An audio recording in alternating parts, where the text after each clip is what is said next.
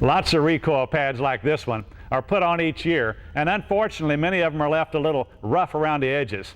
Hi, I'm Larry Potterfield with Midway USA, and I'd like to show you how to finish up a recoil pad. You can see the sanding marks on this pad left by the disc sander.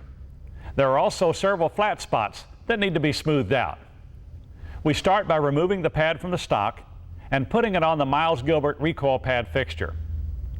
Start with 100 grit cloth backed abrasive and tear it into strips about a ½ inch wide. Holding the fixture in a vise, use a shoe shine motion to blend the flat spots. Then hit it again with 150 and 220 grit.